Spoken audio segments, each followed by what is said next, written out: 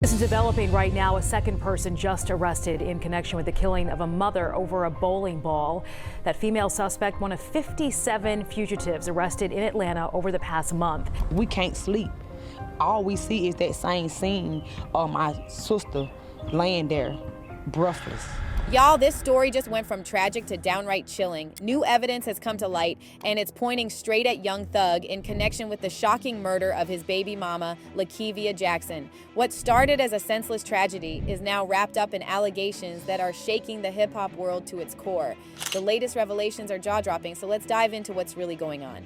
You know how a birthday party is supposed to be all about fun and celebrating, right? Well, imagine that kind of night taking a dark and tragic turn. That's exactly what happened back in 2022. What started as a chill night out ended up being the scene of a murder investigation. And get this, the reason behind it is just wild and completely senseless. So Lakevia Jackson was 31 and just living her life, you know? She was like anyone else her age, happy with what she had, surrounded by friends and family, and enjoying all the comforts that make life good. But what made Lakevia a little different was her connection to someone famous. She had a child with young Thug. So while she wasn't living the celebrity life herself, having that connection definitely made things a little easier financially, especially when it came to raising her son.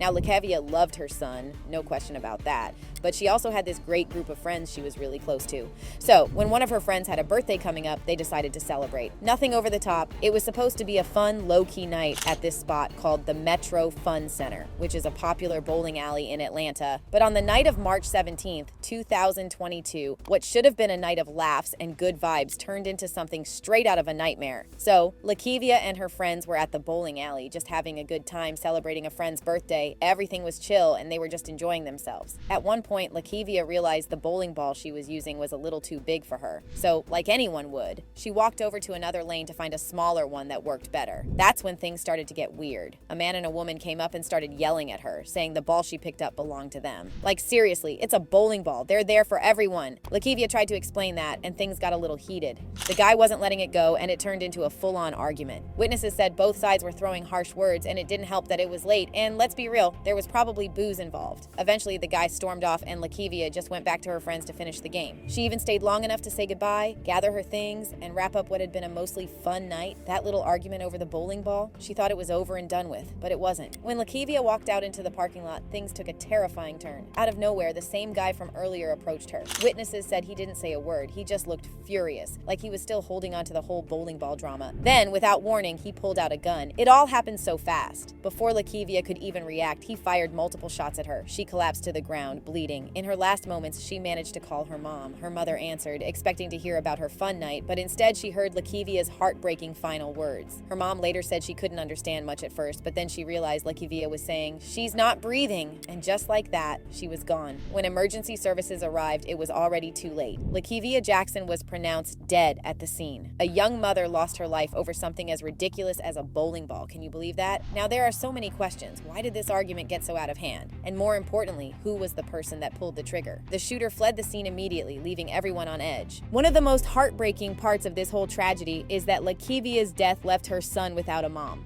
Imagine growing up without your mother during the most important formative years of your life. It's just devastating. Right after the incident, law enforcement jumped on the case. Thankfully, the whole thing was caught on security cameras, so investigators had something to work with. But here's the catch: the footage wasn't the best quality. APD Commander Ralph Woolfolk said detectives were reviewing the surveillance video while also talking to witnesses who were cooperating.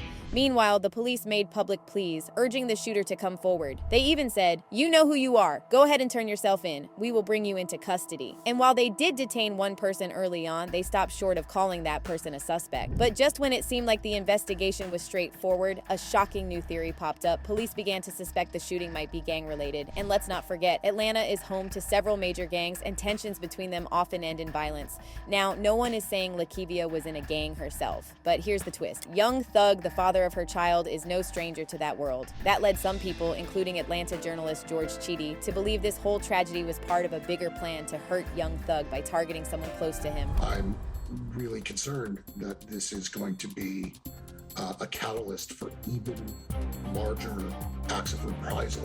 Journalist George Chidi and Fox 5 contributor believes the shooting and killing of 31-year-old Lakevia Jackson is just the start to more violence. The mother shares a son with popular rapper Young Thug. Look, I love rap music, and I'm not here to beat up on the music. I'm here to say that the music cannot be allowed to be an excuse for violence. It's not just gangsters who are getting killed. Anybody who's close to them is at risk, and we shouldn't be celebrating this. According to Chidi, this senseless loss comes from a long-running war between rival gangs YFN and YSL. He thought somebody was going after Young Thug any way they could get to him. Finally, the analysis from the security footage came through and the police identified their prime suspect. But when they realized who it was, there was a mix of shock, anger, and a sense of grim inevitability. The suspect had a long, violent criminal history and had been arrested numerous times before. Despite being well known to law enforcement, they had managed to stay one step ahead by constantly moving around, avoiding capture, and continuing their criminal activities. This was more than just violence. This was capital M. And the authorities knew they had to act fast to stop this person once and for all. After several intense days of searching, they finally made an arrest. Although the police kept details close to the chest, they revealed that the man they apprehended had been involved in the argument with Lakevia and was believed to have pulled the trigger. That man was later identified as Joshua Fleetwood, and he was taken into custody. This investigation was relentless, with the police working day and night to piece everything together. Commander Woolfolk announced, "We're happy to report that our elite fugitive team successfully arrested Joshua Fleetwood." But just when it seemed like things were wrapping up, more twists came to light. As it turned out, Fleetwood wasn't the only suspect. Shortly after his arrest, the case took another shocking turn when police detained a second individual, Imani Spears. This revelation blindsided Lakevia's family, who only learned about the second arrest when the news broke. But it was only just yesterday that a second suspect, Imani Spears, was taken into custody. She was down with it. She was in and out that door with him. She was the main reason why all this started. I knew that it was more than one person involved. So I just wanted justice any way they can get it. Imani was charged with felony murder, aggravated assault, and possession of a firearm during the commission of a felony. Both Joshua and Imani had extensive criminal records, which made the situation even more horrifying. Imani's involvement in the murder, especially as someone allegedly connected to gangs in Atlanta, deepened the tragedy. Lakevia's family couldn't escape the haunting memory of her final moments. Her sister shared, "We can't sleep. All we see is that scene of her lying there." They laughed as they drove off, still shooting. What made this case even harder to swallow was Joshua Fleetwood's criminal past. He'd been through the court system 16 times before this incident, leaving everyone questioning how he was even free to begin with. People started demanding answers. How could individuals like Joshua and Imani with such violent histories be allowed to walk free? If they'd been kept behind bars, Lakevia might still be alive today. As the pieces of the puzzle came together, a clearer picture of the crime emerged. Joshua and Imani had been on a date at the Metro Fund Center the same night as Lakevia and her friends. A petty argument over a bowling ball had escalated into a physical altercation between Lakevia and Imani. While Lakevia moved on, Imani and Joshua couldn't let it go. They waited in the parking lot for 20 minutes, ambushed Lakevia as she left, and shot her. The case highlighted bigger issues like gun violence and the justice system's failures. It also drew major attention because of Lakevia's connection to rapper Young Thug, who is the father of her child. But just when it seemed like justice was on the horizon, the case took an unbelievable turn. Despite the evidence and charges against them, both Joshua Fleetwood and Imani Spears walked free. The charges were dismissed, leaving Lakevia's family heartbroken and searching for answers. So, people started wondering why violent individuals like Imani and Joshua were even allowed to be free, considering their long history of crimes. I mean, if they had just stayed locked up, Lakevia would still be alive today, right?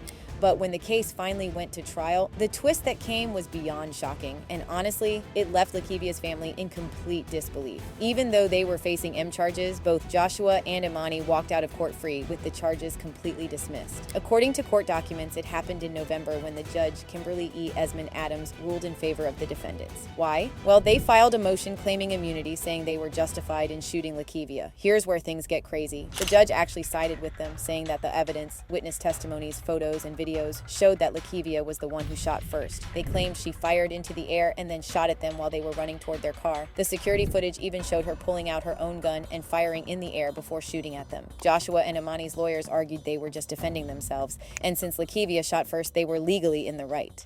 The judge agreed with that reasoning, and the whole case was thrown out. Now, I know this is super controversial, but legally speaking, the judge had to go with the law. But here's the thing, no amount of legal fairness can bring Lakevia back. She's gone, and that's the harsh reality. Her family, friends, and especially her son are left with that emptiness. Lakevia's death was such a senseless tragedy over something so small and petty. Her mom said it best, pain and grief now fill the void left behind by her daughter's senseless death. This case was a lot more complicated than anyone thought. There was blame on both sides, and the whole situation is way more layered than it first appeared. And that journalist who we mentioned earlier, George Chidi, he kept it 100 and issued an apology once he figured out the other side of the story. Chidi came out and apologized for some comments he made about Young Thug and his label YSL possibly being connected to the tragic loss of Lakevia Jackson. This all came up during conversations about gang violence, especially with the whole back and forth between Young Thug and YF and Lucci. Okay, so then April of 2022 rolls around. Young Thug's child's mother, Lakevia Jackson, ends up getting killed in a bowling alley in Atlanta. Well, outside of a bowling alley in Atlanta. People were assuming this is just a random shooting, just two people arguing over a bowling ball, but you feel there's more to it. Well, that's the thing. At least I did it first. Let me just say one. It appears that I was wrong, and I have some apologies to make for that.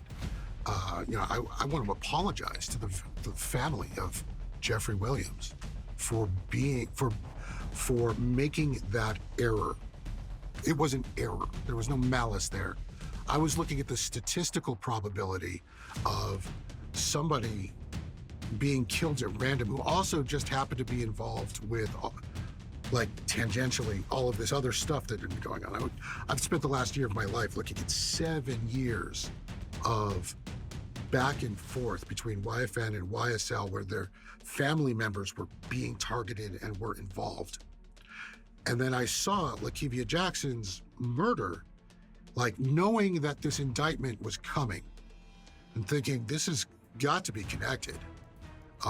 The police and the district attorney and the family all insist that there is no connection. I made a statistical inference based on all of the other crimes that are going on.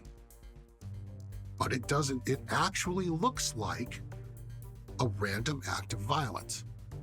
And that speaks to how much violence is actually occurring on the street in Atlanta and why the district attorney is all hot to arrest gang members any way she can right now.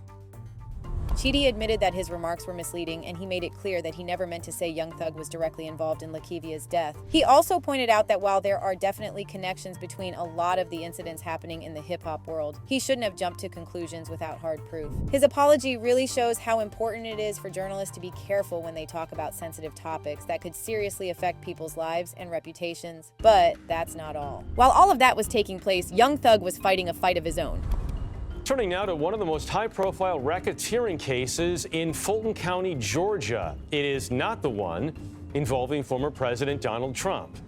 District Attorney Fani Willis has accused rapper Jeffrey Williams, who goes by the name Young Thug, of co-founding a violent street gang named Young Slime Life. During opening statements Monday, prosecutors said Young Thug used his music to promote the gang's drug and gun-related activities. Young Thug denies any wrongdoing, but several of his co-defendants have already pleaded guilty ahead of this trial. Now, while Lakevia Jackson was tragically gunned down outside that bowling alley on March 17, 2022, Young Thug was facing a whole different set of issues. At that time, he was right in the middle of his own legal nightmare, facing serious charges tied to gang activity in the YSLRICO case. This whole case kicked off after his arrest in May 2022, and let me tell you, it was nothing short of chaotic. Thug was accused of being the head of a criminal gang involved in all kinds of illegal activity, everything from murder to drug trafficking. Young Thug, whose real name is Jeffrey Lamar Williams, he and his co-defendants, they were indicted on a laundry list of charges, including the main underlying charge, conspiracy to violate the state's RICO or racketeering law, namely. His trial had already been delayed multiple times due to issues with judges, co-defendants, and more. Even with all this drama swirling around him, Thug continued to deny the charges and maintained that he was innocent. Free Thug, mistrial! Free Thug, mistrial! Now, you've got to look at how the timing of Lakevia's murder and Thug's trial added a complicated layer to both stories. Even though Thug wasn't directly tied to her death, the fact that both incidents were happening around the same time definitely got got people talking. The connection between his legal troubles and the violence plaguing the hip-hop scene in Atlanta had a lot of people speculating. It shone a light on some much bigger issues within the community, issues of violence, crime, and the environment Thug was allegedly leading in. Fast forward to today, though, and we know that Thug has since been released and is currently on probation. After he pled guilty on Halloween 2024, he ended up with a 15-year probation sentence as part of a deal for charges related to gang activity, drugs, and firearms. Initially, he was hit with a pretty harsh 10-year ban from the metro Atlanta area, but since he actually owns property there, he wasn't too happy about it and asked for some clarification. On December 11th, 2024, the judge, Paige Reese Whitaker, decided to let him visit his Atlanta home for up to 2 weeks at a time, 4 times a year. But there's a catch. He's got to stay out of trouble for the first 3 years of his probation. He's also got to follow other rules like random drug tests and even give talks in schools about gang violence. Now, don't get it twisted. Young Thug's still in a tight spot. If he messes up in any way, he could be looking at up to 20 years in prison. His legal team's already showing some regret over the deal, especially after seeing some of his co-defendants get off without being convicted. So Thug's basically walking a fine line until 2039. He needs to play it clean and follow every rule to stay out of jail. So now, what do you think about all of this? Who do you think was responsible for Lakevia's death? Was it just an argument over a stupid bowling ball? Or is there more to the story? And how do you feel about the charges being dropped? Let me know your thoughts in the comments. Don't forget to hit like and subscribe if you found this story interesting, and thanks for watching.